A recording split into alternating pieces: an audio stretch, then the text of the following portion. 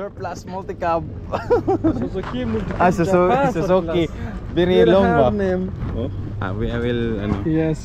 Suzuki multi-cab Japan surplus.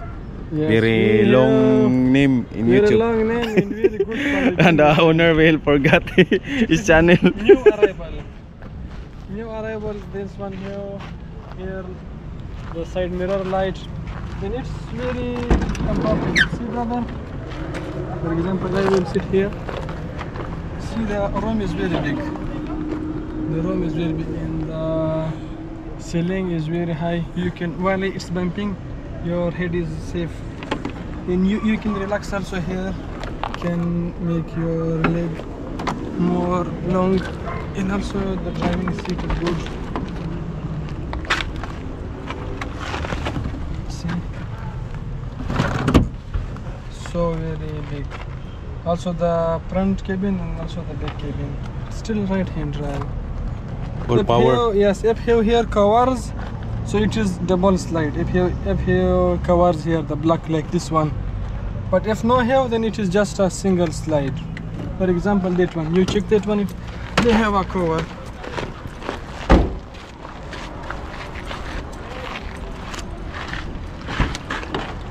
Oh, come on, bro. Come check. See, this one have a cover here. This covers. If they have these covers, then it's double slide. That's the difference. Yes, that's the difference. If this one is a simple one like that, then it is just a single slide. This unit is double slide. Double slide, yes. Okay. If double slide, this car is turbo. If single slide, this car is not turbo. Okay. It's also. Thank you, brother. But glass is not so good a symbol here. Yellow panel. Checking the back side, very clean cabin. The seats are very clean. This unit is double slide. Only 100,000. How much, bro? 100,000 only. For only 100,000 this unit. Okay. Suzuki palette. Suzuki palette. And the registration is very easy. You can register it. Everywhere you can register it, same as Suzuki. You have a channel, Bruno? Yes, we have a channel. What's your channel? I forgot the name again. You forget Suzuki, yes, Davao Suzuki multi-cab Japan surplus. Suzuki you can short your your YouTube name ba? Because I want to do, if someone is search Suzuki multi-cab, so my channel will show there. That's why you. That's why I did that. Okay. Because some customer will search Suzuki multi-cab, they will not know what is D17, what is D64, what is dark surplus, and what is Mr. Nasib surplus. So that's why you're. Yes, then it will appear to them. So if there sits search Suzuki multi-cab, then they will see your channel ba? Yes. That's the technique ba? So Suzuki palette. So itong unit guys ay fresh from Japan, so new unloading. Suzuki palette. So mga ganitong unit guys ay nasa 100,000 pesos. So starting price 100,000 to 115. So depende po sa unit. So itong unit guys ay CKD. So hindi pa siya converted.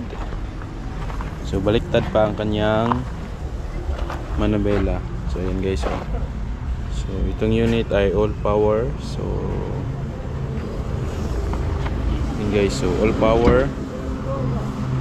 Ito ang kanyang ceiling.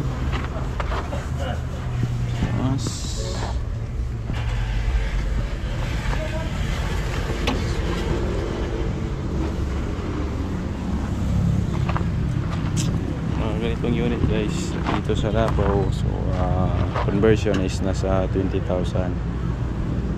Sa registration naman, so kung gusto niyo ipa-register ito, nasa 15,000 ang registration.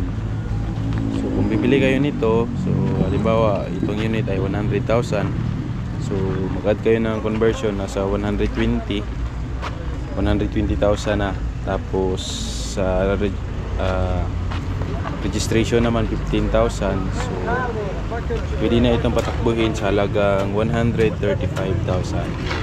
So sa conversion, kasama na ang wiring pati aircon.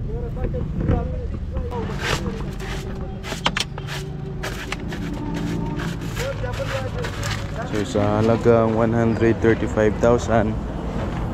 So including na ang conversion at registration, so may sasakyan ka na. So pwede na ito pang pamilya.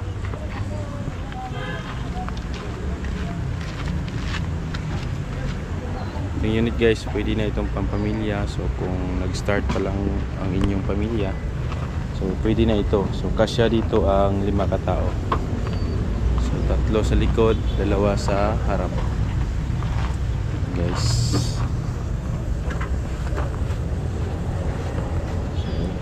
Kayo ay may trabaho, so pwede na ito para hindi kayo mababasa sa ulan. So sa halagang 135,000, meron ka ng sasakyan na maganda. Ayan guys, so with aircon na ito.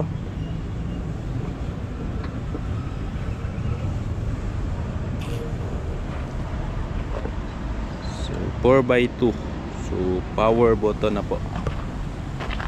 So all power.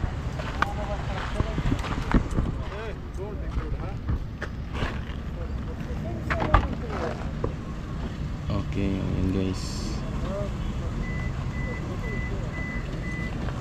So dito guys, so all power na po. Power window, so push start na po. So with aircon po ito. So ang kanyang ano guys, so automatic. Ito guys. So ito ang kanyang upuan guys. So maganda ang kanyang upuan.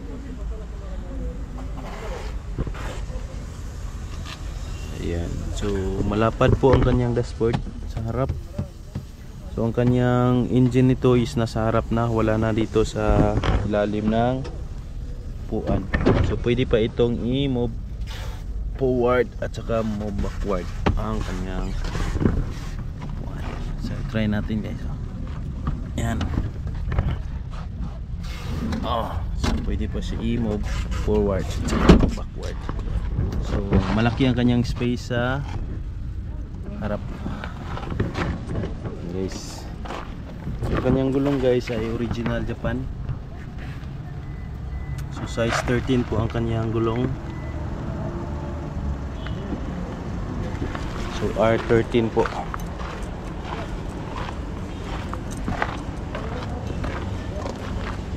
Guys. So marami pa siyang lagayan dito sa gilid. Tapos dito sa taas meron siyang 2 sun visor. Dito naman meron siyang lagayan ng coffee cup. Tapos dito documents. Yan guys. Ito naman, so pwede itong itaas, ibaba. So malapad po ang kanyang upuan dito. So malapad ang kanyang upuan. So with ano na siya, with touchscreen stereo. So ito guys, so ang kanyang plastic lang ay nasira na. Pero goods pa siguro ito. Kasi yung plastic lang yung sira. Yan. Guys. Suzuki Palette 4x2.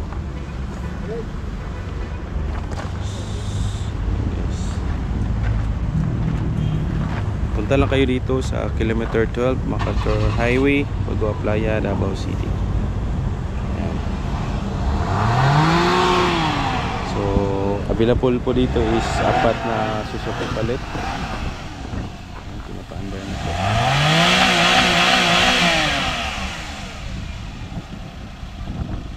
So lahat ng unit ay umandar. Pwede itong patakbuhin.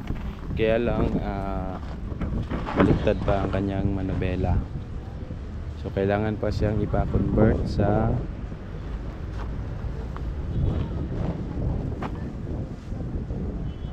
Sa conversion guys, ang conversion dito ay is nasa 20,000. Sa registration naman, nasa 15,000 ang additional. So sa halagang 135,000, so pwede na yan patakbuhin dito sa Davao. So wala na siyang dakop guys. So pwede na siya. Ayun, may airplane dito.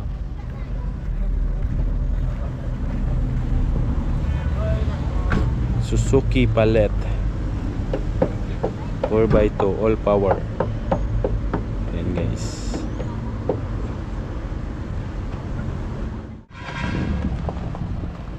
Ayan guys, so, Suzuki Palette.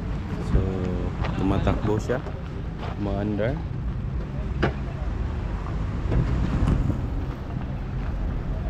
So pwede kayong pumunta dito sa Yarda para makapili ng unit guys.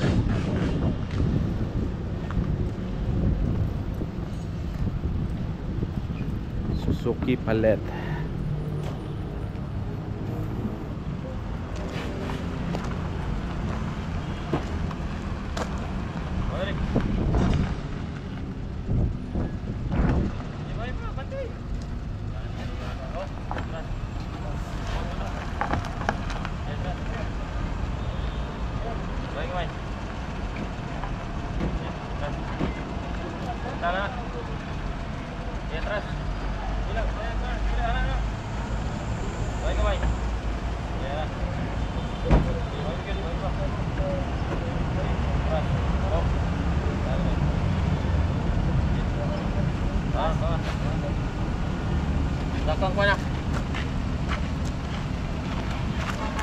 Suzuki Palette.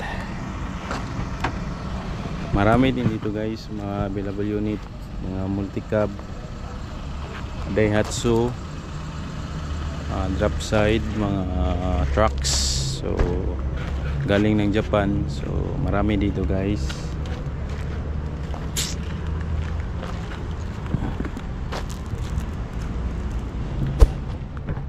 Nagpapasalamat ako sa inyo guys kasi